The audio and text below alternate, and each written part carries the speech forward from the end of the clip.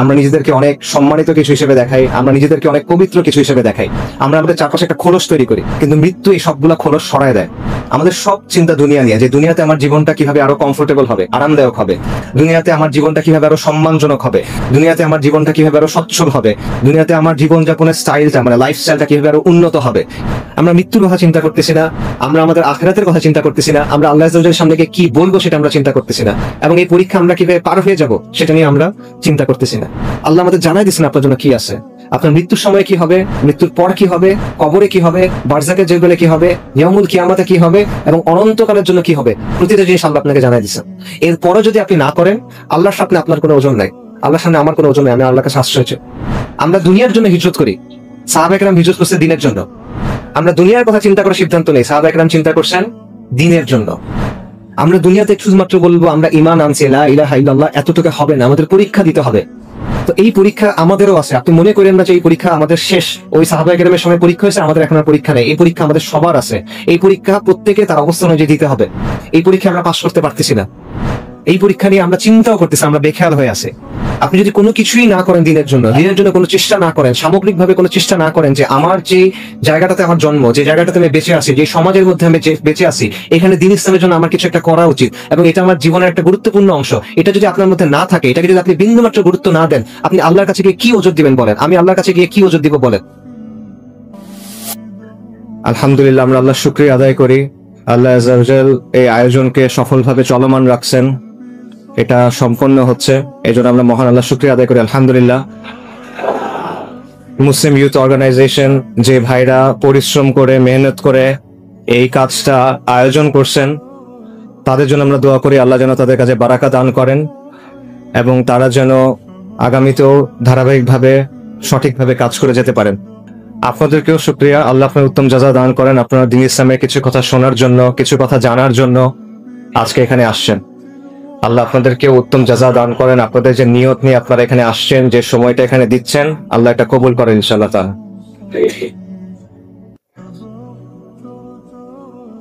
আমি একটা প্রশ্ন দিয়ে শুরু করি। আপনারা কখনো লাশ গোসল করাইছেন? মানুষ যখন মারা যায় তখন তাকে দাফন করার আগে বেশ কিছু কাজ করতে হয়, অনেকগুলো নিয়ম আছে। তার মধ্যে একটা কাজ হলো মৃত লাশকে, মৃতদেহকে গোসল করানো, এবং এই গোসল করানোর কিছু নির্দিষ্ট নিয়ম আছে। যেমন মনে করেন লাশকে বসাতে হয়, পাশ ফিরাতে হয়, তারপর লাশের পেটে চাপ দিতে হয় আস্তে আস্তে, যাতে করে তার দেহের ভেতরে যে ময়লা আবর্জনা আছে সেটা যেন বের হয়ে যায়। যে ময়লা আবর্জনা আমাদের সবার দেহের মধ্যেই আছে। এবং যারা অনেক লাশ গোসল করাইছে তাদের সাথে কথা বললে আপনি অনেক কথা শুনবেন। যেমন ধরেন, অনেক মানুষ মারা যায় পেটের অসুখ নিয়ে, অনেক মানুষ মারা যায় লিভারের সমস্যা থাকে, পাকস্থলীর সমস্যা থাকে, ক্যান্সারের সমস্যা থাকে। এরকম মানুষকে যখন গোসল করানো হয়, যখন পেটে চাপ দেওয়া হয়, তখন শুধু আবর্জনা বের হয় না, পুজ বের হয়, রক্ত বের হয়। অনেক সময় শরীরের ভেতরে যে অঙ্গ ছিল লিভার, এটা গলে বের হয়ে আসে। অনেক সময় খণ্ড বিখণ্ড হয়ে বের হয়ে আসে, অনেক দুর্গন্ধ হয়। তখন আমরা মৃত্যু জিনিসটাকে অনেক পবিত্রতা দেওয়ার চেষ্টা করি। বিশেষ করে মৃত মানুষকে, আসলে মৃত্যু না, মৃত মানুষকে আমরা সম্মানিত করার চেষ্টা করি, তার উপর একটা পবিত্রতা দেওয়ার চেষ্টা করি। বিশেষ করে সেই মানুষটা যদি বিখ্যাত কোনো মানুষ হয়, নামি দামি কোনো মানুষ হয়, ক্ষমতাবান কোনো মানুষ হয়, কোনো নেতা হয়, তখন আমরা এটাকে অনেক সম্মানজনক কিছু একটা হিসেবে দেখানোর চেষ্টা করি। কিন্তু আপনি যদি ওই মানুষটাকে যখন গোসল করানো হচ্ছিল তখন দেখতেন, তখন আপনার কাছে মনে হবে না যে এই বিষয়টা সম্মানজনক, আপনার তখন করুণা হবে তার জন্য। মানুষ দুনিয়াতে নিজেকে অনেকভাবে উপস্থাপন করে। আমরা নিজেদেরকে অনেক বড় কিছু হিসেবে দেখাই, আমরা নিজেদেরকে অনেক সম্মানিত কিছু হিসেবে দেখাই, আমরা নিজেদেরকে অনেক পবিত্র কিছু হিসেবে দেখাই। আমরা আমাদের চারপাশে একটা খোলস তৈরি করি, কিন্তু মৃত্যু এই সবগুলা খোলস সরায় দেয়। আমাদের যত পোশাক আছে, যত আবরণ আছে, যত অলংকার আছে, যত সাজসজ্জা আছে, সবকিছু মৃত্যু সরায় ফেলে এবং আপনাকে দুনিয়ার সামনে একদম উন্মুক্ত করে দেয়। কিন্তু এই বিষয়টা আমরা মাথায় রাখি না। আমরা দুনিয়ার জন্য ক্রমাগত ছুটতে থাকি, দুনিয়ার জন্য ক্রমাগত ফিকির করি, দুনিয়ার জন্য ক্রমাগত কাজ করি, আমাদের সব চিন্তা দুনিয়া নিয়ে, যে দুনিয়াতে আমার জীবনটা কিভাবে আরো কমফোর্টেবল হবে, আরামদায়ক হবে, দুনিয়াতে আমার জীবনটা কিভাবে আরো সম্মানজনক হবে, দুনিয়াতে আমার জীবনটা কিভাবে আরো সচ্ছল হবে, দুনিয়াতে আমার জীবনযাপনের স্টাইলটা মানে লাইফস্টাইলটা কিভাবে আরো উন্নত হবে, কিভাবে আমি অমুক জিনিসটা কিনবো, কিভাবে আমি অমুক জিনিসটা ব্যবহার করব, কিভাবে অমুক জায়গায় যাব, সব চিন্তা ভাবনা আমাদের এই জায়গা নিয়ে। কিন্তু যেই জিনিসটা আপনার কাছে আসতেছে, মৃত্যু, ওই মৃত্যুটা যে সম্মানজনক হবে আপনার, ওই মৃত্যুর পরে যে জীবনটা আপনার জন্য অপেক্ষা করতেছে, সেটা যে সম্মানজনক হবে কিনা, সেটা নিয়ে আমরা একেবারেই চিন্তা করি না। আমরা এটা নিয়ে একেবারে গাফেল, উদাসীন। একজন মহান তাবেঈ ছিলেন সুফিয়ান আস-সাওরী রাহিমাহুল্লাহ, সাহাবাদের ছাত্র। ওনাকে বলা হতো আমিরুল মুমিনিন ফিল হাদিস।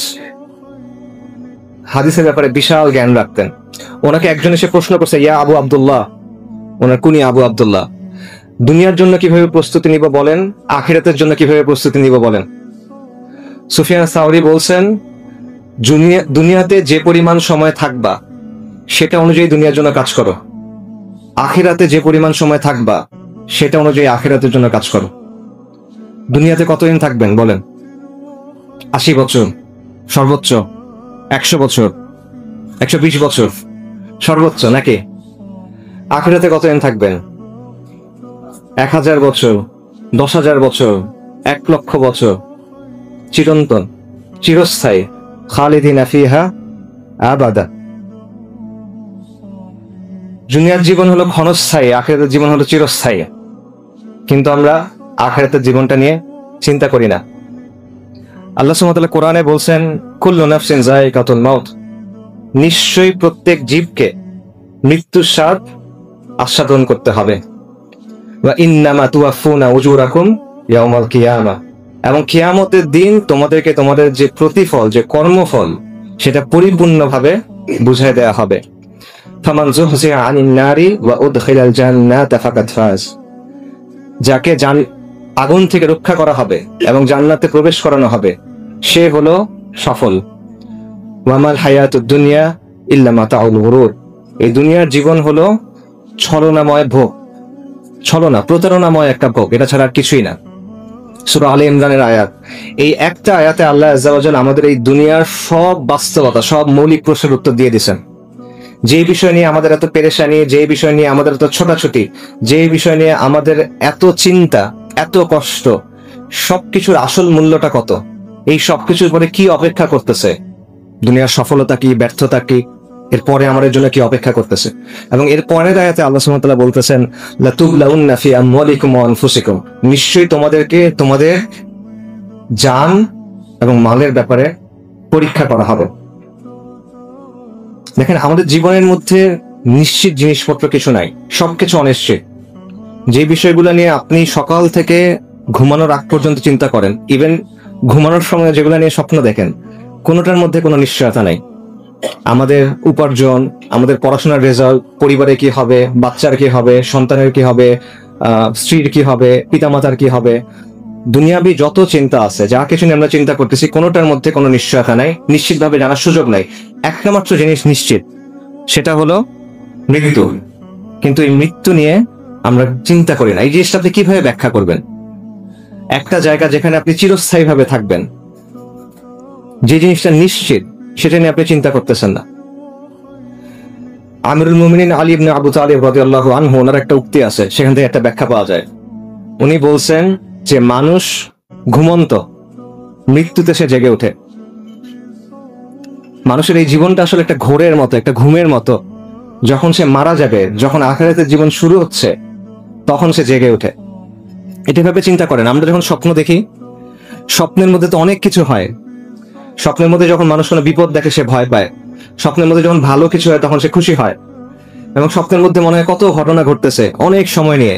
কিন্তু যখন আপনি ঘুম থেকে উঠেন, তখন দেখবেন স্বপ্নের কথা মনে থাকে না, আচ্ছা আচ্ছা অল্প কিছু মনে থাকে, এবং মনে হয় এটা তো অল্প একটা সময় ছিল। তো এই দুনিয়ার জীবনটা এরকম, আপনি ঘুমায় আছেন, মৃত্যুর পর আপনি উঠবেন। যেটাকে আজকে আমার কাছে সবচেয়ে গুরুত্বপূর্ণ মনে হচ্ছে, কবরের জীবনের সময় মনে হবে যেটা কিছু ছিল না।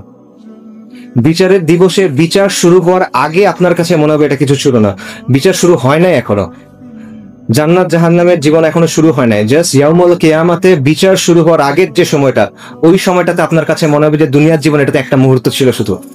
কিন্তু এখন আমরা সবকিছু ভুলে এই জিনিসটা নিয়ে চিন্তা করতেছি। শুধু মৃত্যু সুনিশ্চিত ভাবে আপনার দিকে আসতেছে।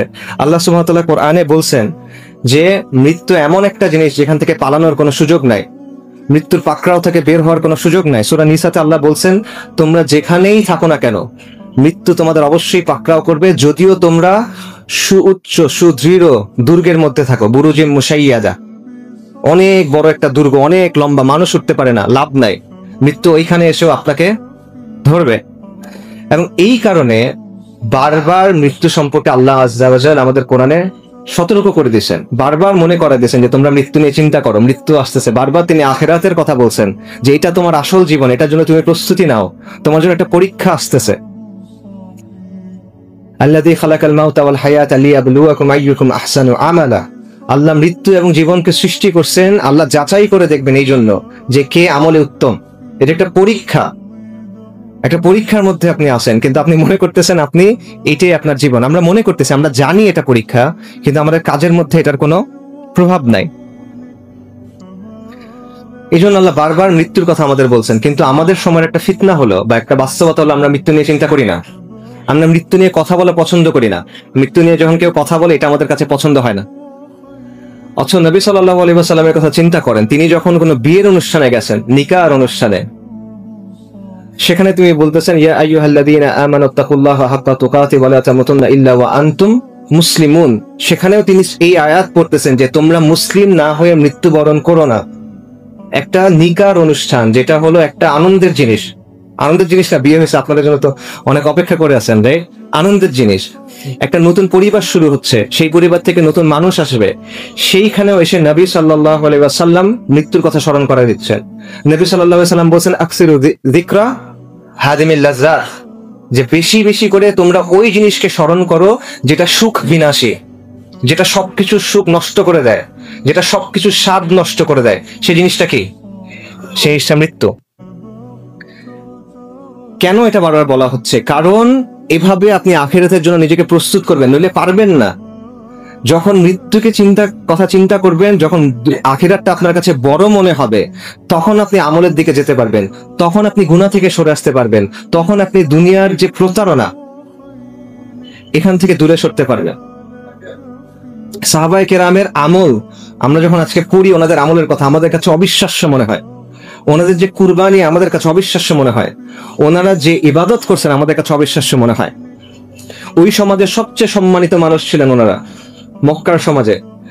কুরাইশ আরবের মধ্যে সবচেয়ে সম্মানিত, সেই মক্কার মধ্যে ওনারা সম্মানিত ছিলেন। প্রথম দিকে সাহাবী যারা, মুহাজির সাহাবী যারা, সম্মানিত মানুষের জন্য সবচেয়ে কষ্ট হলো অপমান। সেই অপমান তাদেরকে সহ্য করতে হয়েছে, রাতারাতি অপমান। আগের দিন সম্মানিত মানুষ, পরের দিন ইসলাম গ্রহণ করছে, অপমানিত। উমর রাদিয়াল্লাহু আনহু, কুরাইশের সব গুরুত্বপূর্ণ আলোচনায় তাকে রাখা হতো, কিন্তু যেদিন উনি ইসলাম গ্রহণ করছেন বললেন, ওই দিন তার সাথে প্রকাশ্যে কাবার সামনে মারামারি হয়েছে, সকাল থেকে সূর্য মাথার উপরে উঠে যাওয়া পর্যন্ত। আপনারা শুনছেন এগুলা, আপনারা জানেন। তাদেরকে নিজের ঘরের মানুষ ঘর থেকে বের করে দিয়েছে। মুসা ইবনে উমার রাদিয়াল্লাহু আনহু কোনো কিছু ছাড়া ঘর থেকে বের করে দেওয়া হয়েছে, পোশাক ছিল না ওনার। সাহাবীদেরকে নিজের বাসার লোকজন ধরে পিটাইছেন, উসমান রাদিয়াল্লাহু আনহুকে। অসংখ্য এরকম ঘটনা। শুধু এটা না, সবকিছু ছেড়ে বিদেশে চলে যেতে হয়েছে, আবিসিনিয়ায় চলে গেছেন রিফিউজি হিসেবে, কোনো পরিচয় নাই তাদের আবিসিনিয়ায়। তাদেরকে মদিনায় যেতে হয়েছে রিফিউজি হিসেবে, ইনিশিয়ালি তো রিফিউজি হিসেবে, তো আশ্রিত হিসেবে যেতে হয়েছে তাদেরকে। তারপরেও শেষ হয় নাই, এরপর তাদেরকে লড়াই করতে হয়েছে নিজের বাপের সাথে, নিজের ভাইয়ের সাথে, নিজের পরিবারের সাথে। এই কুরবানি, এই আমল, এই ইবাদত তারা কিভাবে করছেন? কিভাবে সম্ভব এটা? এটা সম্ভব কারণ তাদের কাছে আখিরাতটা ইম্পর্টেন্ট ছিল। তারা দুনিয়াতে থাকতেন, তাদের শরীরগুলো দুনিয়াতে, কারণ তাদের ফোকাসটা আখিরাতের দিকে, তাদের চিন্তাটা আখিরাত নিয়ে, তারা মৃত্যু নিয়ে চিন্তা করতেন। এই কারণে দুনিয়াকে তারা এভাবে ঠেলে দিতে পারতেন, এই কারণে তারা এত কষ্ট করতে পারতেন, আমল করতে পারতেন। এবং নবী সাল্লাল্লাহু আলাইহি ওয়াসাল্লাম এইভাবে তাদের তাসকিয়া এবং তারা কি তারবিয়া করছিলেন, প্রশিক্ষণটা দিয়েছিলেন যে তারা এটা যেন পারেন। এটা নবী সাল্লাল্লাহু আলাইহি ওয়াসাল্লাম কিভাবে করছেন? তিরমিজির একটা হাদিস আছে, এটার বাংলা আমি বলতেছি। নবী সাল্লাল্লাহু আলাইহি ওয়াসাল্লাম সেখানে বলতেছেন, দুনিয়া হলো অভিশপ্ত, এবং দুনিয়াতে যা কিছু আছে সেটা হলো অভিশপ্ত, শুধুমাত্র আল্লাহ জিকির ছাড়া এবং ওই বিষয়গুলো ছাড়া যেটা আল্লাহর সন্তুষ্টির কারণ হতে পারে। ইমাম আল বাইহাকি শুআবুল ঈমানে একটা ঘটনা বর্ণনা করছেন আব্দুল্লাহ ইবনে মাসউদ রাদিয়াল্লাহু আনহু থেকে। নবী সাল্লাল্লাহু আলাইহি ওয়াসাল্লাম এবং সাহাবায়ে কেরাম একদিন রাদিয়াল্লাহু আনহুম একদিন বের হয়েছেন রাস্তায়। তারা হাঁটতে হাঁটতে একটা জায়গায় গেলেন, সেখানে গিয়ে তারা দেখলেন একটা মৃতদেহ, হাড়, পোশাক, মাথার খুলি। রাসূলুল্লাহ সাল্লাল্লাহু আলাইহি ওয়াসাল্লাম তখন বললেন, এই যে মাথার খুলি, এটার ভিতর একদিন চোখ ছিল যে চোখ দিয়ে সে দেখতো, এটার ভিতরে একদিন জিভ ছিল যে জিভ দিয়ে সে কথা বলতো, এটার ভিতরে একদিন কান ছিল যে কান দিয়ে সে শুনতো, আজকে তার কি অবস্থা। তারপর নবী সাল্লাল্লাহু আলাইহি ওয়াসাল্লাম বলছেন যে এটাই হলো দুনিয়ার হাকিকত, এটা হলো দুনিয়ার বাস্তবতা, এটা হলো দুনিয়ার একটা লাশ। এই ঘটনাটা নিয়ে, এটা সনদ নিয়ে কিছু কথা আছে, যায়িফ বলছেন অনেকে। বাকি আমরা তো কোনো হুকুম বলতেছি না, উলামায়ে কেরাম বলছেন যে তারগিব এবং তাহরিদের জন্য, উৎসাহ দেওয়ার জন্য বা ফজিলতের জন্য এটা বলা যায়। তো এইভাবে নবী সাল্লাল্লাহু আলাইহি ওয়াসাল্লাম সাহাবায়ে কেরামের মনকে প্রস্তুত করছিলেন, তাদের অন্তরকে প্রস্তুত করছিলেন কিসের জন্য? এই দুনিয়াতে তাদের যে কাজ সেটার জন্য এবং আখিরাতের জন্য। এবং সাহাবাদের অবস্থা কিরকম ছিল? আল হাসান আল বসরি রাহিমাহুল্লাহ উনি বলছেন যে সাহাবায়ে কেরাম এমন মানুষ ছিলেন যে তোমরা যদি তাদেরকে দেখতে, তোমরা বলতা এই মানুষগুলা পাগল, আর তারা যদি তোমাদের দেখতো তাহলে তারা বলতো এই মানুষগুলা মুসলিম না। ঠিক আছে, হাসান আল বসরি রাহিমাহুল্লাহ এটা কখনের কথা বলতেছেন? বেশি হলে তাবেঈনদের সময়ের কথা, মানে নবী সাল্লাল্লাহু আলাইহি ওয়াসাল্লামের থেকে এক প্রজন্মের ডিফারেন্স। সেই সময়ের মানুষের ব্যাপারে হাসান আল বসরি বলতেছেন যে সাহাবায়ে কেরামকে দেখলে তোমরা বলতে এই মানুষগুলা পাগল, আর তারা যদি সাহাবায়ে কেরাম কেমন ছিলেন শোনেন। আমিরুল মুমিনিন ওমর ইবনুল খাত্তাব রাদিয়াল্লাহু আনহুর সময়ের কথা। উনি মসজিদুন নববীতে বসে আছেন। ওই সময় রোম এবং পারস্য বিজয় হয়েছে, মুসলিম সেনাবাহিনী ওই জায়গাগুলো বিজয় করছে এবং সেখান থেকে গনিমা আসতেছে, গনিমতের মাল আসতেছে। মসজিদ নববীর সামনে স্তূপ করে রাখা হচ্ছে ধন সম্পদ। সাহাবায়ে কেরাম খুশি, কিন্তু ওই সময়ে ওমর রাদিয়াল্লাহু আনহু কান্না করতেছে। তাকে সাহাবারা জিজ্ঞেস করছেন, আমিরুল মুমিনিন আপনি খুশি না কেন? উনি বলতেছেন, রাসূলুল্লাহ আমার চেয়ে উত্তম ছিলেন, আবু বকর আমার চেয়ে উত্তম ছিলেন, তাদের সময় তো এই ধন সম্পদ আসে নাই, আমার সময়ে ধন সম্পদ খুলে দেওয়া হয়েছে। আমি ভয় পাচ্ছি এটা আমাদের জন্য পরীক্ষা কিনা। আমি ভয় পাচ্ছি যে দুনিয়াতেই যদি আমরা এত নিয়ামত পেয়ে যাই এবং সবকিছু ভোগ করে ফেলি, আখিরাতে আমাদের জন্য কি আছে। উমর রাদিয়াল্লাহু আনহুর আরেকটা ঘটনা, উনি একদিন হাঁটতেছেন, দেখেন একজন সাহাবী একটা মাংস খাচ্ছেন।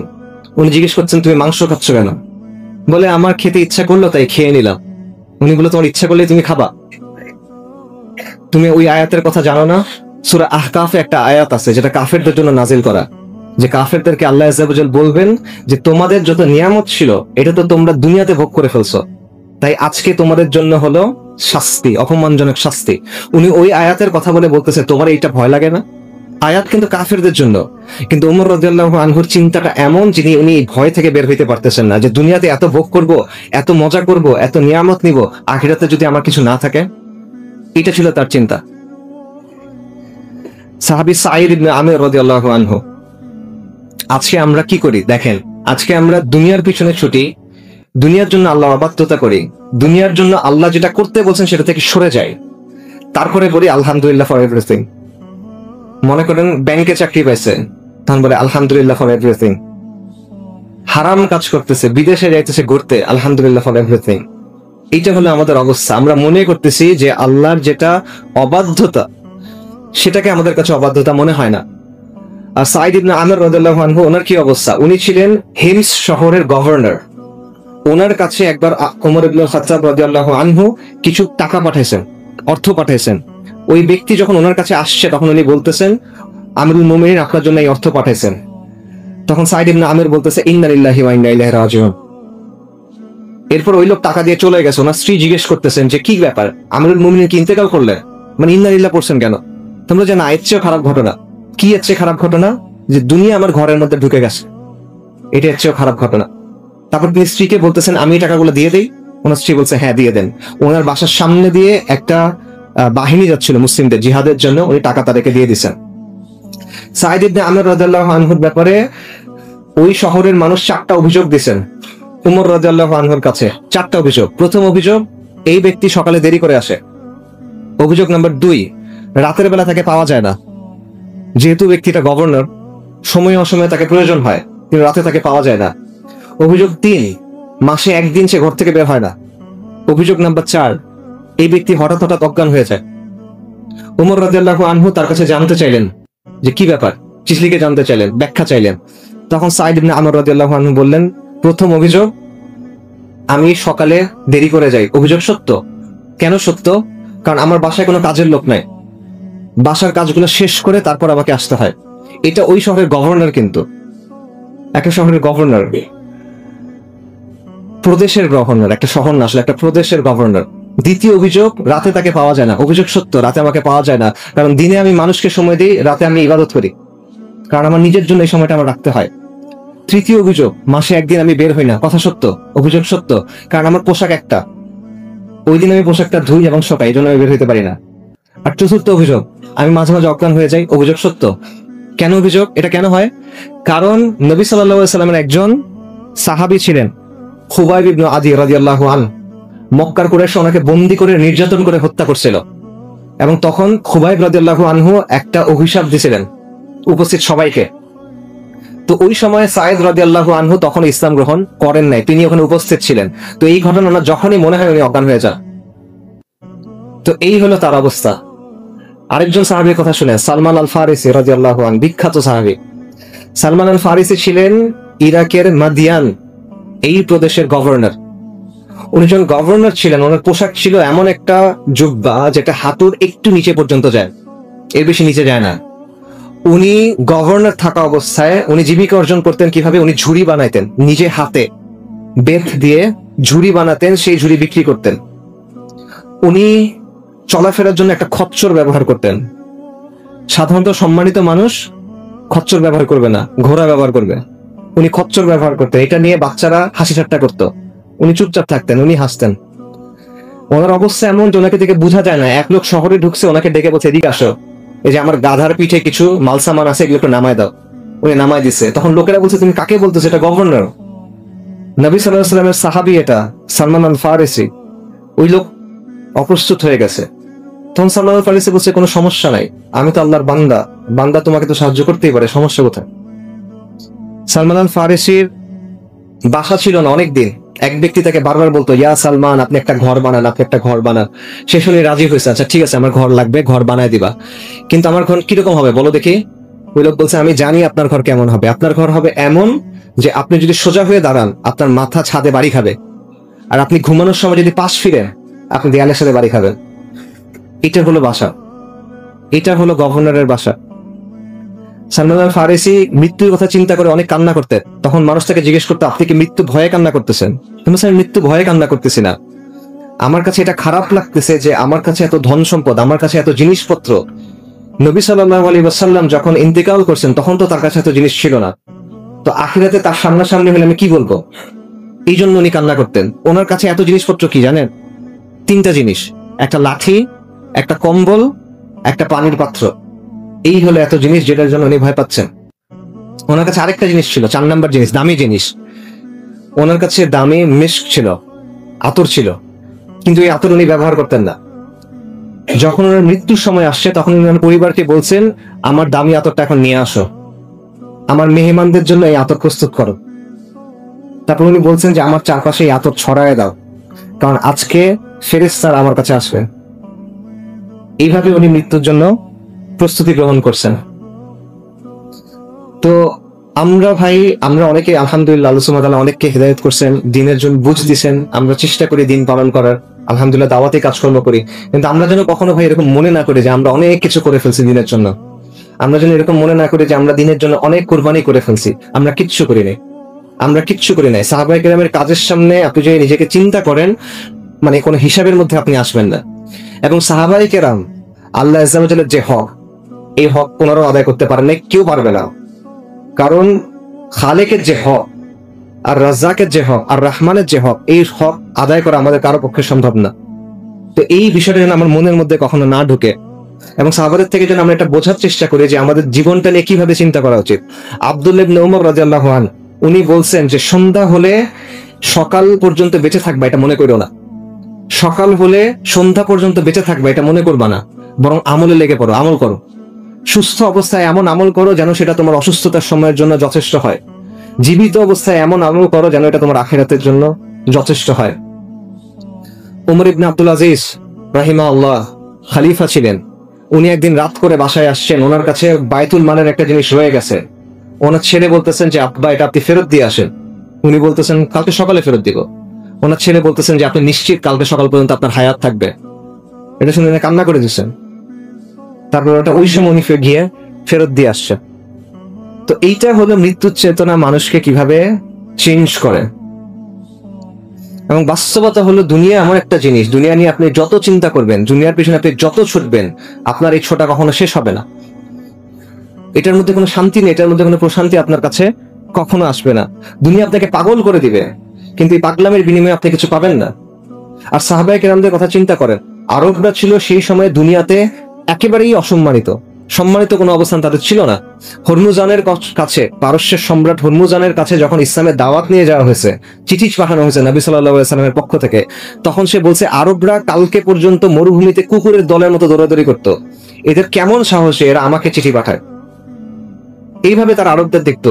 অথচ এই আরবরা যখন তারা ইসলাম গ্রহণ করলো, তারা কি অপ্রতিরোধ্য শক্তি হিসেবে আসলো, অর্ধেক দুনিয়া দখল করে ফেললো। আল্লাহ তাদেরকে দিলেন। আসলে এটা কিভাবে সম্ভব হইলো? এই যে সম্মানটা, এই অর্জনটা কেমনে সম্ভব হয়েছে? এই কষ্টটা তারা কিভাবে করতে পারছে? কারণটা হলো তাদের চিন্তাটা, তাদের চোখটা আখিরাতের দিকে ছিল। এই জন্য দুনিয়া তার সামনে এসে গড়ায় পড়ছে, লুটায় পড়ছে। আর আমাদের অবস্থা হলো আমরা দুনিয়ার পিছনে ছুটতেছি, এই জন্য আমরা দুনিয়ার সামনে লুটায় পড়ছি, কিন্তু আমরা অসম্মানিত। দুনিয়া শব্দটা, এটা যে রুট আরবিতে, সেটার অর্থ হলো যেটা নিকটবর্তী, যেটা নিম্নমানের, তুচ্ছ। দুনিয়া আসলেই তুচ্ছ, এবং এই তুচ্ছ জিনিসের পিছনে যে ছোটে সে তুচ্ছ হবে। নবী সাল্লাল্লাহু আলাইহি ওয়াসাল্লাম বলতেছেন যে আমাদের কাছে অনেক সময় মনে হয় না যে কাফেরদেরকে আল্লাহ কেন দিচ্ছেন এত কিছু। দুনিয়াতে আল্লাহ তো কাফেরদের অনেক দিচ্ছেন, শান, মান, সম্পদ, কত কিছু দিচ্ছেন, সামরিক শক্তি, সাম্রাজ্য, এত কিছু আল্লাহ তাদের কেন দিচ্ছেন? আমাদের কাছে মনে হয় না অনেক সময়। নবী সাল্লাল্লাহু আলাইহি ওয়াসাল্লাম উত্তর দিয়েছেন, উনি বলছেন দুনিয়ার মর্যাদা যদি আল্লাহর কাছে একটা মশার দানার সমান হইতো, তাহলে আল্লাহ কাফেরকে এক ফোঁটা পানি দিতেন না।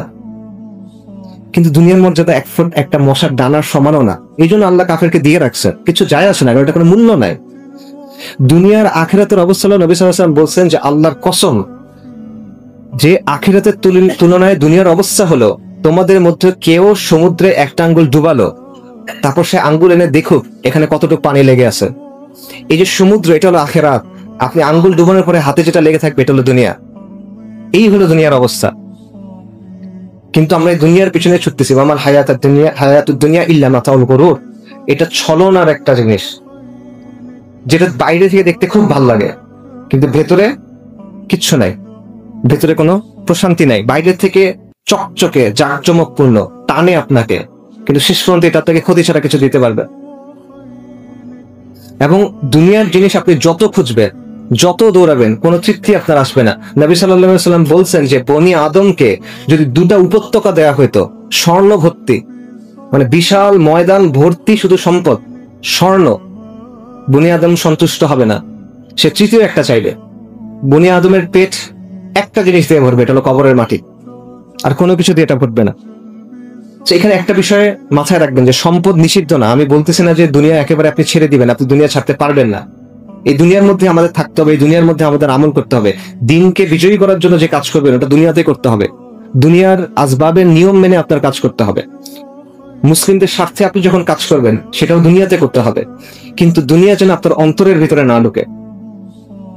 সম্পদ হারাম না যদি আপনি এটা হালাল ভাবে উপার্জন করেন, যদি আপনি এটা সঠিকভাবে খরচ করেন, যদি এটি আপনি দ্বীন ইসলামের জন্য খরচ করেন, যদি আপনি যখন প্রয়োজন হয় নিজের সম্পদ আল্লাহর জন্য দিয়ে দেওয়ার জন্য প্রস্তুত থাকেন, এবং যদি আপনি দ্বীনের জন্য বেশি খরচ করেন আর নিজের নফসের জন্য কম খরচ করেন। কিন্তু এটা মাথায় রাখা যে এই ভারসাম্য রাখা অত্যন্ত কঠিন। সালাফুস সালেহিন থেকে কথা আছে যে ওনারা বলতেন যে সব গুনার শেকড় কি? সব গুনার শেকড় হইল দুনিয়ার প্রতি ভালোবাসা।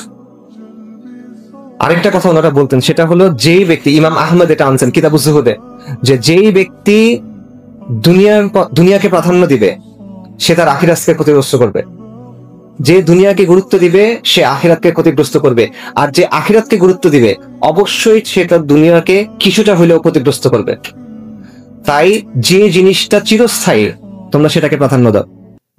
এটা বাস্তবতা। আমাদের মধ্যে একটা ধারণা আছে যে ঠিক আছে আমরা দিন দুনিয়া এমন ভাবে ব্যালেন্স করে ফেলবো যাতে আমার দুনিয়াটা একটা কাফেরের দুনিয়ার মতো সুন্দর হবে। এটা হবে না, এটা সম্ভব না। নবী সাল্লাল্লাহু আলাইহি ওয়াসাল্লামের হাদিস আছে যে দুনিয়া মুমিনের জন্য কিরকম, কারাগারের মতো। দুনিয়া মুমিনের জন্য কারাগারের মতো। যার মাথায় আর কোনো চিন্তা নাই দুনিয়া ছাড়া, সে যেভাবে দুনিয়ার পিছনে ছুটতেছে, আর আপনি আখিরাতের কথা চিন্তা করেন, আপনি আখিরাতের জন্য প্রস্তুত নেন, আপনি কি একইভাবে ছুটতে পারবেন কিনা? এটা তো সম্ভব না। তো এই ব্যাপারটা আমাদের বোঝা উচিত যে যেহেতু আপনি বুঝছেন আল্লাহ আপনাকে এই নিয়ামত দিচ্ছেন, একটা পরীক্ষা আছে, ওই পরীক্ষার উত্তর সহ আল্লাহ আপনাকে বলে দিচ্ছেন, আপনাকে মহা পুরস্কারের জন্য আল্লাহ নিয়ামত দিচ্ছেন, তাহলে আপনাকে দুনিয়াতে কিছু জিনিস ছেড়ে দিতে হবে। এই ছেড়ে দেওয়ার মানসিকতা থাকতে হবে। 100 দুনিয়া পাবেন আবার দিনও ধরে রাখবেন, এটা হবে না। সালাফুস সালিহিন বলছেন এটা হবে না। রাসূলুল্লাহ সাল্লাল্লাহু আলাইহি ওয়াসাল্লামের কি অবস্থা ছিল? উনি মাটির ঘরে থাকছেন, ছোট ছোট ঘরের মধ্যে থাকছেন, দিনের পর দিন চলে গেছে, তার বাসায় রান্না হয় নাই, মাটিতে থাকছেন তিনি। এরকম ছিল না? নবী সাল্লাল্লাহু আলাইহি ওয়াসাল্লাম বলছেন যে দুনিয়ার সাথে আমার সম্পর্ক কি? আমার সম্পর্ক তো এমন যে আমি একজন মুসাফির, যাবার সময় একটা গাছের ছায়ায় আমি বিরতি নিছি। এটা হলো দুনিয়া, এখান থেকে সময় হলে আবার চলে যাবে। সাহাবাদের কথা তো আপনাদেরকে বললামই। এই বিষয়টা মাথায় রাখা, এবং তাহলে সহজ হয়ে যায়। নবী সাল্লাল্লাহু আলাইহি ওয়াসাল্লামের হাদিসে আসছে যে যার চিন্তা আখিরাত, আল্লাহ তার বিষয়গুলো সহজ করে দেন, আল্লাহ তার অন্তরে সমৃদ্ধি দান করেন, এবং দুনিয়া অপমানিত হয়ে তার কাছে আসে। আর যার চিন্তা হলো দুনিয়া, আল্লাহ তার বিষয়, তার সামনে দারিদ্র্যকে ঝুলায় দেন, আল্লাহ তার বিষয়গুলো ছিন্ন বিচ্ছিন্ন করে দেন, এবং সে দুনিয়া থেকে অতটুকুই পায় যেটা তার জন্য লেখা ছিল। এবং সাহাবাদের ক্ষেত্রে এটা প্রমাণিত। দুনিয়ার প্রতি যে অনাসক্ত হয় সে আখিরাত পায়। মানুষের কাছে যেটা আছে এটার প্রতি যার আসক্তি নাই সে মানুষের ভালোবাসাও পায়। মানুষের কাছে যেটা আছে মানুষ ওটা চায়, আপনি যখন ওটা চান মানুষ খুশি হয় না, দুঃখ পায়। মানুষের কাছে চাইলে মানুষ পছন্দ করে না অপছন্দ করে? অপছন্দ করে। আল্লাহর কাছে চাইলে আল্লাহ পছন্দ করে, আল্লাহর কাছে না চাইলে আল্লাহ অপছন্দ করেন। আল্লাহর কাছে চাইতে হয়। সেই বিষয়টা বোঝা। ওয়ামাল হায়াতুদ দুনিয়া ইল্লা মাতাউল গুরুর। এবং এই দুনিয়ার সমাপ্তিটার কথা ভাই চিন্তা করা। আয়েশা রাদিয়াল্লাহু আনহা বলতেছেন যে নবী সাল্লাল্লাহু আলাইহি ওয়াসাল্লামের শেষ সময়ে তার সামনে পানির একটা পাত্র রাখা হয়েছে। রাসূলুল্লাহ সাল্লাল্লাহু আলাইহি ওয়াসাল্লাম সেই পানি দিয়ে বারবার মুখ মুছতেছেন এবং বলছেন লা ইলাহা ইল্লাল্লাহ, নিশ্চয়ই মৃত্যুর মধ্যে কষ্ট আছে। সালাফুস সালিহিনের অনেকে মৃত্যু যন্ত্রণা সম্পর্কে বলছেন যে মুমিনের জন্য সবচেয়ে কষ্টকর জিনিস হলো মৃত্যু যন্ত্রণা। শাহাদাত যদি না আসে, শাহাদাতের যন্ত্রণা নাই, কিন্তু শাহাদাত ছাড়া যত মৃত্যু আছে দুনিয়াতে এর চেয়ে আর কোনো কষ্ট মুমিনের জন্য নাই। এবং সেই কষ্ট কিরকম? তীর দিয়ে আপনার শরীর ছিন্ন বিচ্ছিন্ন করে দেওয়া হচ্ছে, লোহার পেরেক হাতুড়ি দিয়ে ঠুকে ঠুকে আপনার শরীরে ঢোকানো হচ্ছে, গরম পানির মধ্যে আপনাকে ফেলে সিদ্ধ করে দেওয়া হচ্ছে। এটার যে কষ্ট, সালাফুস সালিহিন বলছেন যে মৃত্যুর কষ্ট এটার চেয়ে বেশি। ওনারা বলতেছেন কোন মানুষকে যদি মরার পর জীবিত করা যাইতো এবং বলানো যাইতো যে মৃত্যুটার কষ্ট কেমন, তোমরা পাগল হয়ে যাইতা, তোমাদের নাওয়া খাওয়া ভুলে যাইতা, তোমরা ভোগবিলাস ভুলে যাইতা, তোমরা উন্মাদের মতো হয়ে যাইতা। এই মৃত্যু আপনার জন্য আসতেছে, আমার জন্য আসতেছে, এবং এই মৃত্যু দুইটার একটা হবে, দুই রকমের একরকম হবে। সাহাবী বারা ইবনে আজিব রাদিয়াল্লাহু আনহু থেকে একটা হাদিস আছে, মুসনাদে আহমেদের লম্বা হাদিস। সেখানে রাসূলুল্লাহ সাল্লাল্লাহু আলাইহি ওয়াসাল্লাম বলতেছেন যে যখন মুমিনের মৃত্যুর সময় হয় তখন মালাইকারা আসেন জান্নাত থেকে কাফন নিয়ে, তারা তার সামনে এসে বসেন, তারপর মালাকুল মউত আসেন এবং তখন তাকে বলা হয় যে আপনি আজকে আনন্দিত হন, আপনি আজকে খুশি হন, আপনার রব আপনাকে যে প্রতিশ্রুতি দিয়েছেন সেটার সময় আসছে। ইয়া আইয়াতুহান নাফসুল মুতমাইন্না ইরজিই ইলা রাব্বিকি রাদিয়াতান মারদিয়া, যে হে প্রশান্ত আত্মা, যে আপনি আসেন সন্তুষ্ট হয়ে এবং আল্লাহর সন্তুষ্টির পাত্র হয়ে, এবং সেই সময় তার রূহ তার বডি থেকে বের করে নেওয়া হয়। এবং এটা কিভাবে হয়? নবী সাল্লাল্লাহু আলাইহি ওয়াসাল্লাম বলতেছেন পানি যেভাবে গড়ায় পড়ে এভাবে এটা হয়, হালকা ভাবে হয়ে যায়। আর যখন ফাসেক ফুজ্জার মারা যায় বা কাফের মারা যায় তখন তার কি অবস্থা হয়? মালাইকারা আসেন জাহান্নাম থেকে কাফন নিয়ে, তারা তার সামনে এসে বসেন, মালাকুল মউত আসেন এবং তাকে তখন বলা হয় যে বের হয়ে আসো আজকে তুমি অবাধ্য বান্দা, আল্লাহর রাগের দিকে তুমি বের হয়ে আসো, আল্লাহর শাস্তির দিকে তুমি বের হয়ে আসো। এবং তার রূহ তখন কবজ করা হয় এবং তার রূহ বের হয়ে আসতে চায় না। এবং এটা কেমন হয়, নবী সাল্লাল্লাহু আলাইহি ওয়াসাল্লাম বলছেন, ভেজা তুলার মধ্যে যদি একটা কাঁটাওয়ালা ডাল ঢুকানো হয় এবং এটা যখন টেনে বাইর করা হয়, এই প্রসেসটা এরকম। আমি যদি ভেজা তুলার মধ্যে কাঁটাওয়ালা ডাল ঢুকে বের করে আনার সময় কি হবে বলেন? ছিঁড়ে বের হয়ে আসবে। এইভাবে রূহ বের হয়ে আসবে তখন। তো এই দিনটা আপনার জন্য আসতেছে। আমি জানি না আপনার জন্য কখন আসবে, আমার জন্য কখন আসবে, কিন্তু এই দিনটা আমাদের সবার জন্য আসতেছে। এখন একমাত্র প্রশ্ন হলো, ওই দিনটাতে আপনাকে কিভাবে সম্বোধন করা হবে, ওই দিনটা আপনি কিভাবে পার করবেন। এরপরে এই রূহগুলাকে নিয়ে নবী সাল্লাল্লাহু আলাইহি ওয়াসাল্লামের হাদিসে আসছে, ফেরেশতারা মুমিনের রূহকে নিয়ে আসমানে উঠে, প্রথম আসমানে যান, তাদের জন্য অনুমতি দেওয়া হয়। দ্বিতীয় আসমানে যান, তারা উঠতে থাকেন, শেষ পর্যন্ত আল্লাহর কাছে আনা হয়। তখন তাদেরকে সম্মানিত করা হয়। তারপর আল্লাহ বলেন যে তাদেরকে মাটিতে ফেলে দাও, কারণ আমি মাটি থেকে তাদের সৃষ্টি করছি। মাটিতে তাকে ফেলে দাও এবং মাটি থেকে আমি তাদেরকে পুনরুত্থিত করব। আর কাফেরের আত্মার ক্ষেত্রে, ফাসিক ফুজ্জারের ক্ষেত্রে কি হবে? তাকে আসমানে অনুমতি দেওয়া হবে না, বরং তাকে বলা হবে তাকে সিজ্জিনে নিক্ষেপ করুন। কবরে আপনার জন্য কি অপেক্ষা করতেছে বলেন? উসমান রাদিয়াল্লাহু আনহু যখন কবরের কথা বলতেন, উনি কান্না করা শুরু করতেন। সাহাবায়ে কেরাম বলছেন যে আপনি জান্নাত জাহান্নাম নিয়ে কথা বলেন, তখন কান্না করেন না, কবরের কথা বলার সময় কান্না করেন কেন? উনি বলছেন, রাসূলুল্লাহ সাল্লাল্লাহু আলাইহি ওয়াসাল্লাম আমাদের জানাইছেন যে কবর হলো আখিরাতের প্রথম ধাপ। এই ধাপটায় যদি কেউ সফল হয়, বাকি ধাপগুলা সহজ হয়ে যাবে। এই ধাপটায় যদি কেউ ব্যর্থ হয়, বাকি ধাপগুলা কঠিন হয়ে যাবে। এই জন্য কবরের কথা চিন্তা করলে আমার ভয় লাগে, এই জন্য কান্না করেন। আসমা বিনতে আবু বকর রাদিয়াল্লাহু আনহা, বুখারীতে হাদিস আছে, উনি বলতেছেন যে একদিন উনি খুতবা শুনতেছেন রাসূলুল্লাহ সাল্লাল্লাহু আলাইহি ওয়াসাল্লামের। রাসূলুল্লাহ সাল্লাল্লাহু আলাইহি ওয়াসাল্লাম কবর নিয়ে কথা বলতেছেন। তারপর উনি বলছেন, আমি এরপরে শুনতে পাচ্ছি না, কারণ প্রচন্ড শব্দ হচ্ছে, শোরগোল উঠছে, আমি শুনতে পাচ্ছি না। কিসের শোরগোল? সাহাবায়ে কেরাম কান্না করতেছেন, তারা মসজিদে শব্দ করে কান্না করতেছেন, যেই কারণে বাইরে থেকে শোনা যাচ্ছে না নবী সাল্লাল্লাহু আলাইহি ওয়াসাল্লাম কি বলতেছেন। পরে আসমা বিনতে আবু বকর রাদিয়াল্লাহু তাআলা আনহা, উনি একজনকে জিজ্ঞেস করছেন রাসূলুল্লাহ সাল্লাল্লাহু আলাইহি ওয়াসাল্লাম কি বললেন। রাসূলুল্লাহ সাল্লাল্লাহু আলাইহি ওয়াসাল্লাম বলছেন যে কবরে তোমাদের জন্য ফিতনা আছে, যেই ফিতনা দাজ্জালের ফিতনার মতো। কবরে তোমাদের জন্য পরীক্ষা আছে। এটা হলো সাহাবায়ে কেরামের অবস্থা, যে তারা যখন কবরের কথা শুনতেছেন, তারা এমন ভাবে কান্না করতেছেন যে বাইরে থেকে সেই কান্নার শব্দ শোনা যাচ্ছে, নবী সাল্লাল্লাহু আলাইহি ওয়াসাল্লামের শব্দ শোনা যাচ্ছে না। আর আমাদের অবস্থা হলো যে এটা আমাদের মধ্যে কোনো প্রভাব ফেলে না। আমাদের অবস্থা হলো যে আমরা যখন জানাজার সময় যাই, আমি দেখতেছি একটা মানুষকে কবরে নামানো হচ্ছে, আমি দেখতেছি একটা মানুষকে একটা মাটির গর্তের মধ্যে ফেলে রাখা হচ্ছে। হয়তো আমার হৃদয়ের টুকরা কোনো মানুষকে আমি রেখে আসতেছি, হয়তো আমার বাবাকে আমি রেখে আসতেছি, হয়তো আমার মাকে রেখে আসতেছি, আমার সন্তানকে রেখে আসতেছি, আমার স্ত্রীকে রেখে আসতেছি। আমার কিছু যায় আসে না। হয়তো আপনাকে একদিন আমাকে এভাবে রেখে আসা হবে, আমাকে একদিন এভাবে রেখে আসা হবে, মাটির একটা ঘরের মধ্যে, অন্ধকার একটা ঘরের মধ্যে আমাদের রেখে আসা হবে। কিন্তু এই চিন্তা আমাদের কষ্ট দেয় না, কারণ আমাদের অন্তরের মধ্যে এই অসুখটা ঢুকে গেছে। মৃত্যু আমাদের কাছে বাস্তব মনে হয় না। আমরা জানি মৃত্যু আসবে, আমরা জানি আখিরাত আসবে, কিন্তু এটা আমাদের কাছে ওরকম বাস্তব মনে হয় না। দুনিয়াটা আমাদের কাছে বাস্তব মনে হয়। এটা হলো সাহাবাদের সাথে আমাদের পার্থক্য, এটা হলো আমাদের রোগ। রাসূলুল্লাহ সাল্লাল্লাহু আলাইহি ওয়াসাল্লাম বলছেন যে তোমরা যদি জানতা, আমি যেটা জানি এটা যদি তোমরা জানতা, তাহলে তোমরা হাসতা কম, কাঁদতা বেশি। উনি কি জানতেন?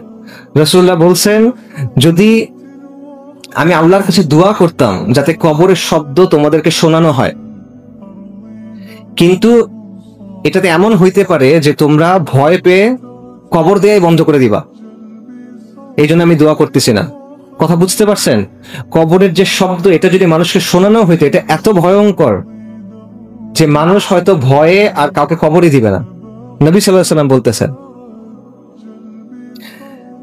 আপনি যখন প্রথম কবরে যাবেন, কবর আপনাকে চাপ দিবে, প্রত্যেকটা মানুষকে কবর চাপ দিবে। নবী সাল্লাল্লাহু আলাইহি ওয়াসাল্লাম বলছেন, কবরে একটা চাপ আছে, যদি কেউ এই চাপ থেকে মুক্তি পেত তাহলে সেটা তো সাদ ইবনে মুআজ রাদিয়াল্লাহু আনহু। কিন্তু সাদ ইবনে মুআজ রাদিয়াল্লাহু আনহু এই চাপ থেকে মুক্তি পান নাই। সাদ ইবনে মুআজ কে? সাদ ইবনে মুআজ রাদিয়াল্লাহু আনহু হলেন ওই ব্যক্তি যার মৃত্যুর পর আর রহমানের আরশ কেঁপে উঠছে। হাদিসে আসছে, সাদ ইবনে মুআজ রাদিয়াল্লাহু আনহু জানাজার সময় আসমানের সবগুলো দরজা খুলে দেওয়া হয়েছে। হাদিসে আসছে, সাদ ইবনে মুআজ রাদিয়াল্লাহু আনহুর জানাজার সময় 70,000 ফেরেশতা জানাজায় শরীক হয়েছেন। তাদের মধ্যে এমন ফেরেশতা আছেন যারা ওই দিনের আগে দুনিয়াতে অবতরণ করেন নাই। উনি আওস গোত্রের প্রধান, যিনি শুরু থেকে নবী সাল্লাল্লাহু আলাইহি ওয়াসাল্লামকে সাহায্য করে গেছেন। শহীদ, উনি শহীদ, শাহাদাত পাইছেন। এই ব্যক্তির জন্য কবরের চাপ থেকে মাফ নাই। আল্লাহর ওয়ালি এই ব্যক্তি। তার জন্য কবরের চাপ থেকে মাফ নাই। আমার আপনার জন্য এই অবস্থা কিরকম হবে? কিন্তু এই জিনিসটা আমরা চিন্তা করি না। কবরের পরীক্ষা আছে। নবী সাল্লাল্লাহু আলাইহি ওয়াসাল্লাম আমাদের জানাইছেন যে যখন কবরে একজন মানুষকে দেখে আসা হবে, দুইজন ফেরেশতা তার কাছে আসবেন, মুনকার এবং নাকির, এবং তাকে প্রশ্ন করা হবে যে তোমার রবকে, তোমার দিন কি ছিল, এবং তোমাদের মধ্যে এই যে ব্যক্তি প্রেরিত হয়েছিল তার ব্যাপারে তুমি কি বলো? মুমিন বলবে আমার দিন ইসলাম, আমার রব আল্লাহ, ইনি আল্লাহ রসুল মুহাম্মদ রাসূলুল্লাহ সাল্লাল্লাহু আলাইহি ওয়াসাল্লাম। আর মুনাফিক কাফের সে কি বলবে? সে বলতে পারবে না। সে বলবে আমি মানুষকে কি কি বলতে শুনছিলাম, আমি সেগুলাই বলছি, আমি জানি না। মুমিন যখন এই জবাব দিবে তখন আসমান থেকে বলা হবে আমার বান্দা সত্য বলছে, এবং তখন তাকে জান্নাতের পোশাক পরানো হবে, জান্নাতের বিছানা দেয়া হবে, এবং তার কবরে জান্নাতের দিকে একটা দরজা খুলে দেওয়া হবে, তাকে জান্নাতে তার জায়গা দেখানো হবে, এবং তখন সে আল্লাহকে বলবে আল্লাহ কিয়ামতটা দ্রুত করে দেন। আর ওই বান্দা যে কাফের মুনাফিক, তাকে সে যখন বলবে আমি জানি না, তখন বলবে এই সে মিথ্যা বলতেছে, এবং তখন তার জন্য জাহান্নামের যে পোশাক থাকবে, জাহান্নামের বিছানা দেওয়া হবে, এবং জাহান্নামের দিকে দরজা খুলে দেওয়া হবে, এবং সে বলবে আল্লাহ কিয়ামত যেন না হয়, কারণ তখন তার ওখানে যেতে হবে। তো এটা হলো কবর। আমরা কবরকে দুনিয়ার অংশ মনে করি, কবর আখিরাতের সাথে যুক্ত, কবর আখিরাতের সাথে যুক্ত। সেখান থেকে আপনার বারজাকের জীবন শুরু হয়ে গেছে। এবং মুসলিম কবরের শাস্তি আছে কিনা? অবশ্যই আছে। উলামায়ে কেরাম এটা বলছেন, ইমাম আল কুরতুবী বলছেন যে মুসলিম যে গুনাহগার, এবং এটা হাদিসেও আসছে, অনেক কারণ আলোচনা আছে, সেখানে যাচ্ছি না, যে ওই শাস্তি আপনার আমাদের জন্য আল্লাহ হেফাজত করেন, গুনাহগার বান্দার জন্য এটা কবরে তার শাস্তি আছে। আল্লাহ তাআলা বলছেন ফামান যুহজিহা আনিন নারি ওয়া উদখিলাল জান্নাতা ফাকাদ ফাজ ওয়া মাল হায়াতুদ দুনিয়া ইল্লা মাতাউল গুরুর। সফলতা কিভাবে? এগুলো থেকে বাঁচবেন কিভাবে? সফলতা হলো এইটাই, যাকে আগুন থেকে রক্ষা করা হলো এবং জান্নাতে প্রবেশ করানো হলো, সেই হলো সফল। এবং দেখেন আল্লাহ বলছে যে রক্ষা পেল না, যাকে রক্ষা করা হলো, যে প্রবেশ করলো না, যাকে প্রবেশ করানো হলো, সেই সফল। এটা আল্লাহর রহমত ছাড়া আপনি পাবেন না। তো এই জায়গায় আল্লাহ সুবহানাহু ওয়া তাআলা আমাদের জানাইছেন যে আল্লাহ মুমিনদেরকে সাহায্য করবেন। কি দিয়ে? মজবুত বাক্য দিয়ে। উলামায়ে কেরাম বলছে একটা বাক্য দিয়ে আল্লাহ সাহায্য করবেন, সেটা কি? আল্লাহ আযজা ওয়া জাল্লা বলেন ইউসাব্বিতুল্লাযীনা আমানু বিল কাউলিস সাবিতি ফিল হায়াতিদ দুনিয়া ওয়া ফিল আখিরাহ। মহান আল্লাহ মুমিনদেরকে কাউলুস সাবিত, এটার মাধ্যমে দুনিয়ার জীবনে এবং আখিরাতে সুপ্রতিষ্ঠিত রাখবে। এই কাউলুস সাবিত কি? লা ইলাহা ইল্লাল্লাহ, তাওহীদ। কিন্তু লা ইলাহা ইল্লাল্লাহ খালি বললে হবে না, লা ইলাহা ইল্লাল্লাহ খালি বললে হবে না, এটা পরীক্ষা দিতে হবে, আল্লাহ যাচাই করবে। এটা আমার কথা না, আল্লাহ সুবহানাহু ওয়া তাআলা বলছেন। আল্লাহ সুবহানাহু ওয়া তাআলা বলেন আহাসিবান নাসু আইয়ুতরাকু আইয়াকুলু আমান্না ওয়া হুম লা ইফতানুন। তোমরা কি মনে করছো যে তোমরা বলবো আমান্না, আমরা ঈমান আনছি, তারপর তোমাদের অব্যাহতি দেওয়া হবে? হবে না। আল্লাহ সুবহানাহু ওয়া তাআলা পরীক্ষা নেবেন। ওয়ালাকাদ ফাতান্নাল্লাযীনা মিন ক্বাবলিহিম, আল্লাহ তাদের পূর্ববর্তীদের পরীক্ষা নিয়েছিলেন। আল্লাহ পরীক্ষা করে দেখবেন যে কে সত্যবাদী এবং কে মিথ্যাবাদী। এটা মনে করেন না যে আপনি আজকে মুখস্থ করে গেছেন, পরীক্ষার সময় পরীক্ষার জবাব দিয়ে বের হয়ে আসছেন, ব্যাপারটা এমন না। আল্লাহ যাচাই করবেন, আল্লাহ যাচাই থেকে আপনি বের হইতে পারবেন না। এখানে কোনো দুই নাম্বারি করার সুযোগ নাই, এখানে কোনো ধোঁকা দেওয়ার সুযোগ নাই, এখানে কোনো বুঝ দিয়ে বের হয়ে আসার সুযোগ নাই। এবং আল্লাহ কিভাবে পরীক্ষা করবেন? নানাভাবে পরীক্ষা করবেন। একটা পরীক্ষার কথা আমরা আগেই বলছি, লা তুবলাউন্না ফি আমওয়ালিকুম ওয়া আনফুসিকুম। আল্লাহ আপনাদের, আমাদের জান এবং আমাদের জীবন দিয়ে আমাদেরকে পরীক্ষা করবেন। বিষয়টা বুঝেন ভাই। আপনি শুধুমাত্র লা ইলাহা ইল্লাল্লাহ বলছেন, এটাতে মনে করেন না যে আপনি সব পাকড়াও থেকে বেঁচে যাচ্ছেন। এটাতে মনে করেন না যে আপনি পরীক্ষা থেকে পার হয়ে গেছেন। এটাতে আমি যেটা মনে না করি যে হ্যাঁ আমি সফল হয়ে গেছি। আপনার পরীক্ষা অবশ্যই দিতে হবে, আপনাকে যাচাই অবশ্যই করা হবে। আল্লাহ আযজা ওয়া জাল যে জিনিসটার কথা দিচ্ছেন, এটা অনেক মূল্যবান জিনিস, সস্তা কিছু না। জান্নাত, চিরস্থায়ী জান্নাত, এই জিনিসটা সস্তা কিছু না। এটা আল্লাহ সস্তাতে দিবেন না। দামি জিনিসের সওদা কখনো সস্তায় হয় কিনা? কখনো হয় না। দামি জিনিস কি সবাই পেয়ে যায় কিনা? পায় না। বেছে বেছে কিছু মানুষকে সেটা দেওয়া হয়। এখানেও সেটাই হবে। এগুলো আমি কেন বলতেছি? কারণ হলো বাস্তবতা হলো এখানে আজকে আমরা সবাই একসাথে আছি, আখিরাতে আমরা একসাথে থাকবো কিনা আমরা তো জানি না ভাই। আমরা এখানে কারা জান্নাতে যাব, কারা জাহান্নামে যাব, আমরা তো জানি না।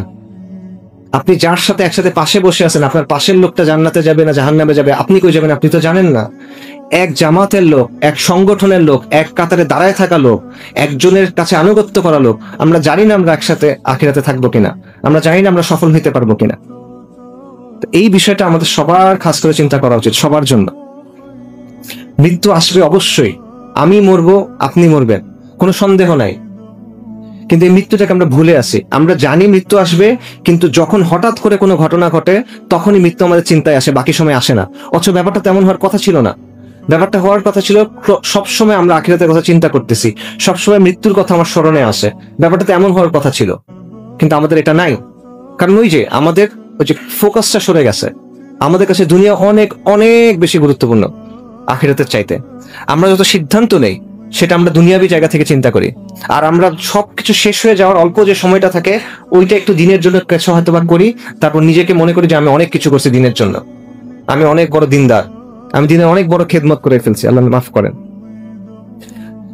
আপনার পরীক্ষা আসতেছে, আপনার জন্য মৃত্যুর কষ্ট আসতেছে, সাকারাতুল মাউত সত্য। মৃত্যুর কষ্ট আপনার জন্য আসতেছে, আপনার মার জন্য আসতেছে, আপনার বাবার জন্য আসতেছে, আপনার সন্তানের জন্য আসতেছে। এর থেকে কোনো মুক্তি নাই যদি না আপনি শাহাদাত পান।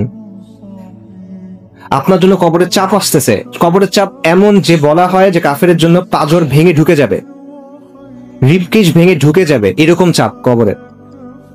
সাদ ইবনে মুআয রাদিয়াল্লাহু আনহু এই চাপ থেকে মুক্তি পান নাই। কবরের প্রশ্নোত্তর আসতেছে, এখান থেকে আপনি মুক্তি পাবেন না। ইয়াউমুল কিয়ামার যে ভয়াবহ অপেক্ষা, সেখান থেকে কারো মুক্তি নাই। সবার জন্য এটা আছে, আম্বিয়া কেরামের পর্যন্ত আছে এটা, আলাইহিস সালাতু ওয়াস সালাম। বিচারের দিনের যে ভয়াবহ অবস্থা, সেখান থেকে আমরা কেউ মুক্তি না, আমার সবার জন্য এটা আছে। আমরা দুনিয়াতে শুধুমাত্র বলবো আমরা ঈমান আনছি, লা ইলাহা ইল্লাল্লাহ, এতটুকু হবে না, আমাদের পরীক্ষা দিতে হবে। আমি আপনাদের এই কথাটা বলে শেষ করি, আপনারা এটা খাস ভাবে চিন্তা করেন কিভাবে পরীক্ষা দিচ্ছেন সাহাবীরা। শুরুতে বলছি, এবার একটা উদাহরণ শুনেন। সাহাবী সুহাইব ইবনু সিনান, উনি সুহাইব আর রুমি নামে পরিচিত। আর রুমি মানে রোমের লোক। উনি আসলে রুমি না, উনি আরবের লোক, কিন্তু ছোটকালে উনি বন্দী হয়েছিলেন এবং ওনাকে রোমে নিয়ে যাওয়া হয়েছিল। সেখানে উনি বড় হন এবং তাদের ভাষা শিখেন, পরে পালায় আরবে চলে আসেন। এই কারণে তাকে বলা হয়তো আর রুমি, সুহাইব আর রুমি রাদিয়াল্লাহু আনহু। উনি যখন পালায় চলে আসছেন, ওনার কোনো সম্পদ ছিল না, কিন্তু এরপর উনি ব্যবসা করলেন, আল্লাহ ওনার ব্যবসায় বরকত দিলেন, অনেক ধন সম্পদের মালিক হলেন।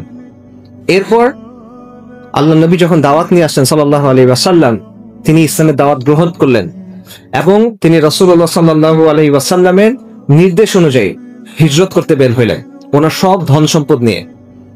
তিনি যখন ধন সম্পদ নিয়ে চলে যাচ্ছেন, কুরাইশ তাকে আটকাইছে।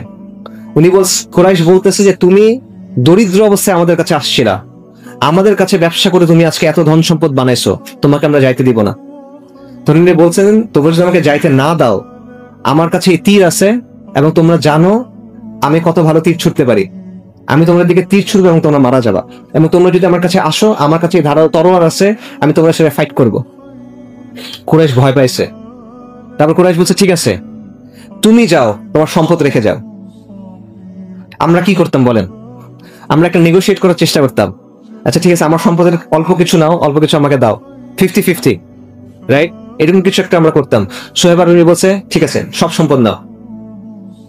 সব সম্পদ রেখে তিনি মদিনাতে চলে আসছেন। মদিনাতে তিনি যখন আসছেন, তখন রাসূলুল্লাহ সাল্লাল্লাহু আলাইহি ওয়াসাল্লাম বলছেন যে সুহাইব অনেক বড় ব্যবসা করে আসছে, সুহাইব অনেক সফল ব্যবসা করে আসছে।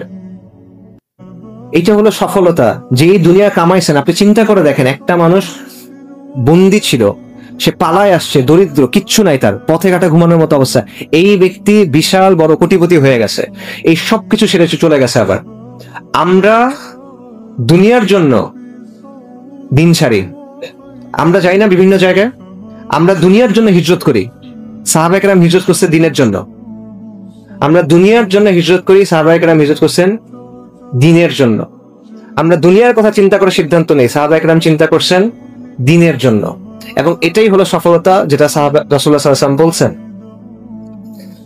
তো এই পরীক্ষা আমাদেরও আছে। আপনি মনে করেন না যে এই পরীক্ষা আমাদের শেষ, ওই সাহাবায়ে কেরামের সময় পরীক্ষা হয়েছে, আমাদের এখন আর পরীক্ষা নেই। এই পরীক্ষা আমাদের সবার আছে। এই পরীক্ষা প্রত্যেকে তার অবস্থা অনুযায়ী দিতে হবে। এইটা ভালোভাবে মাথায় রাখেন। এই পরীক্ষা আমরা পাস করতে পারতেছি না, এই পরীক্ষা নিয়ে আমরা চিন্তাও করতেছি, আমরা বেখেয়াল হয়ে আছি। আমরা মৃত্যুর কথা চিন্তা করতেছি না, আমরা আমাদের আখিরাতের কথা চিন্তা করতেছি না, আমরা আল্লাহ আযজা ওয়া জাল্লার সামনে গিয়ে কি বলবো সেটা আমরা চিন্তা করতেছি না, এবং এই পরীক্ষা আমরা কিভাবে পার হয়ে যাব সেটা নিয়ে আমরা চিন্তা করতেছি না। তো আমরা যদি এটা চিন্তা না করি, আল্লাহ আমাদের জানাই দিচ্ছেন আপনার জন্য কি আছে। আপনার মৃত্যুর সময় কি হবে, মৃত্যুর পর কি হবে, কবরে কি হবে, বারজাকের জীবনে কি হবে, ইয়াউমুল কিয়ামাতে কি হবে, এবং অনন্তকালের জন্য কি হবে, প্রতিটা জিনিস আল্লাহ আপনাকে জানাই দিচ্ছেন। এরপরও যদি আপনি না করেন, আল্লাহর সামনে আপনার কোনো ওজন নাই, আল্লাহর সামনে আমার কোনো ওজন নাই, আমি আল্লাহর কাছে আশ্রয় চাই। তো এই জন্য দুইটা জিনিস খাস ভাবে মাথায় রাখা, এটা বলে আমি শেষ করতেছি।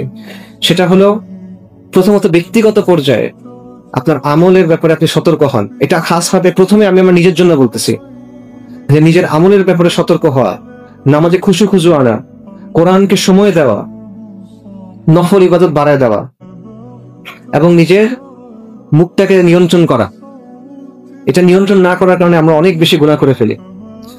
আর খাস ভাবে যে বিষয়টা আমাদের সবার চিন্তা করতে হবে, সেটা হলো দ্বীন ইসলামের জন্য আপনি কি করলাম, দ্বীন ইসলামের জন্য আমার আর আপনার কি অবদান। আজকে দুনিয়াতে কি হচ্ছে আপনি তো জানেন, গাজাতে কি হচ্ছে আপনি জানেন, আরাকানে কি হচ্ছে আপনি জানেন, কাশ্মীরে কি হচ্ছে আপনি জানেন, আসামে কি হচ্ছে আপনি জানেন, উইঘুর মুসলিমদের সাথে কি হচ্ছে আপনি জানেন। এই সবগুলা জিনিস আমাদের চোখের সামনে ঘটতেছে, আমরা কোনো কিছু করতে পারতেছি না। এই প্রশ্নের জবাব তো আমাদের দিতে হবে। আপনার এই দেশে আপনার দ্বীনের সাথে কি হচ্ছে আপনি চিন্তা করেন। নবী সাল্লাল্লাহু আলাইহি ওয়াসাল্লামের ব্যাপারে যেই আক্রমণগুলো হচ্ছে সেগুলো আপনার সামনে করতেছে, এগুলো কোনো কিছুর ব্যাপারে আপনি জানেন না এমন না। তো এই সব কিছুর পরে এই জবাবটা আপনাকে দিতে হবে। তাহলে আল্লাহকে গিয়ে আপনি কি বলবেন বলেন? আপনি যদি কোনো কিছুই না করেন দিনের জন্য কোনো চেষ্টা না করেন, সামগ্রিকভাবে কোনো চেষ্টা না করেন, যে আমার যে জায়গাটাতে আমার জন্ম, যে জায়গাটাতে আমি বেঁচে আছি, যে সমাজের মধ্যে আমি যে বেঁচে আছি, এখানে দ্বীন ইসলামের জন্য আমার কিছু একটা করা উচিত এবং এটা আমার জীবনের একটা গুরুত্বপূর্ণ অংশ, এটা যদি আপনার মধ্যে না থাকে, এটাকে যদি আপনি বিন্দুমাত্র গুরুত্ব না দেন, আপনি আল্লাহর কাছে গিয়ে কি ওজর দিবেন বলেন? আমি আল্লাহর কাছে গিয়ে কি ওজর দিব বলেন? আমাদের আল্লাহর কাছে গিয়ে কি জবাব দেওয়ার থাকবে এটা বলেন? এই কথাগুলো আমি আপনাদের সামনে রাখতেছি, আবারও বলতেছি, এই কথাগুলো প্রথমত আমার জন্য এবং তারপর সবার জন্য।